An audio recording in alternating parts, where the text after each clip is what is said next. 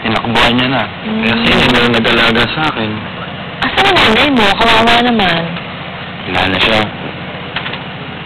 14 pa lang ako nun eh. Kaya nga lukot-lukot ko nun eh. Kaya mahal na mahal ko yung nanay ko. Kaya nung nakita kita, naalala ko siya sa'yo. Kasi parehas kayo eh. Mapagmalain na.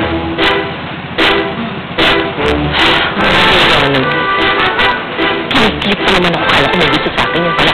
Nanay lang ang tingin. May sinasabi ka ba, Sonia?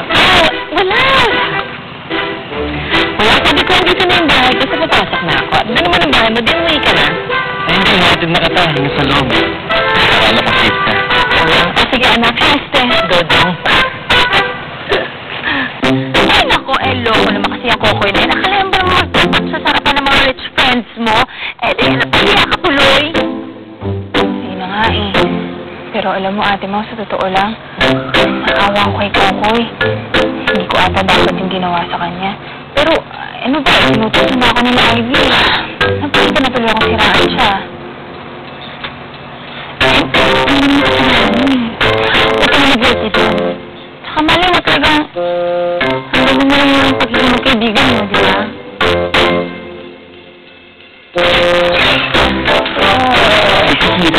Alam mo naman gusto ko. Di naman pala. Ano ka? Ano ba yan?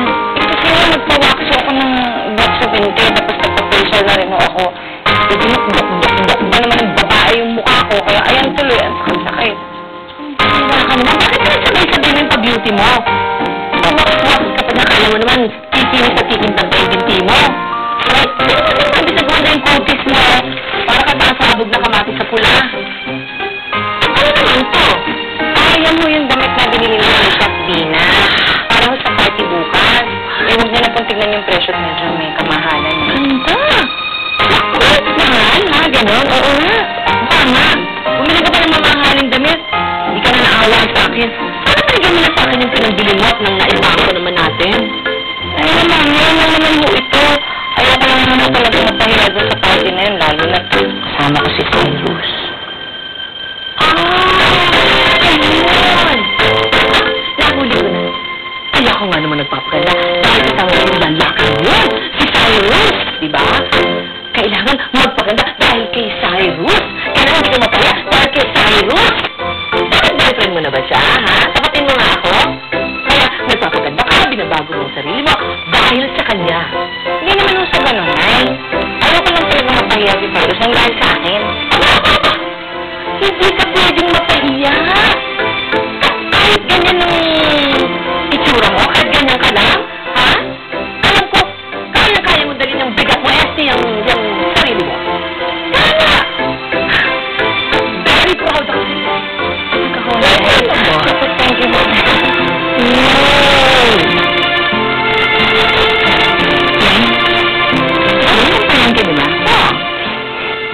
Ano? Tsaka bakit naka-magandang bihis ka? Bakit na ito? Ano ito? Nagsabaho eh. At ako sabi mo eh, ano pa kasing mapahiya tulad ng sinabi mo. Gusto kumakain ako.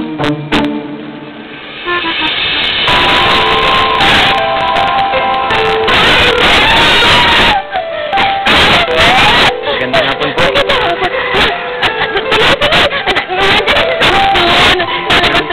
Dito na po ako. Tingnan lang po siya dito. Hello. Ikaw pa si Cyrus, no? Ako nga pala si... Ikaw si Lisa. Ito pala sinasabi niya na maganda ka pala talaga. Thank you. Crush ko na siya. Ang pabolit ni ate. Papatulang ko talaga po. Adawang pa ako.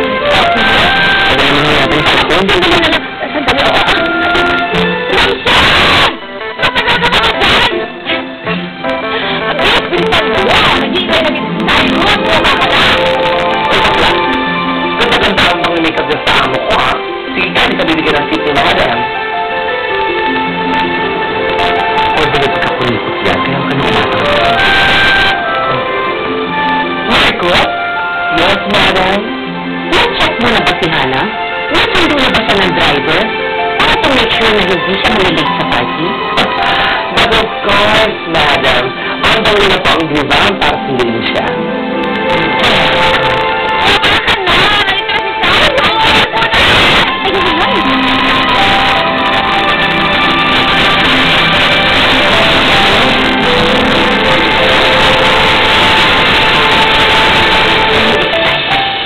Ano kaya ang drama na gagawin ni Hana para mapagpawan niya yung Samson na yan? Well, actually, madam, curious na rin po ako. Okay, Samson, I'll be afraid. I'll be very afraid.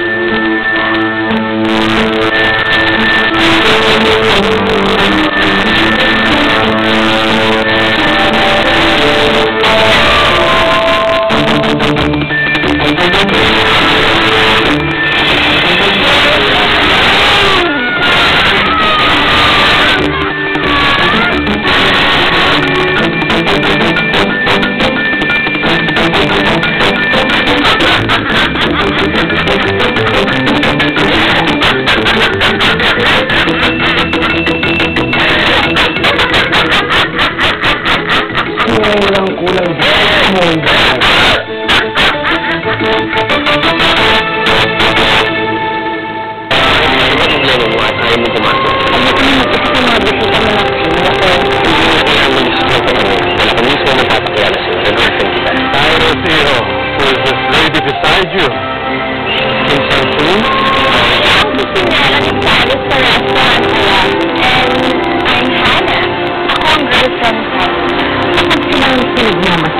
Wala akong maipinta. Pag ikaw ang kasama ng anak ko, nagmumukha siyang tubigan.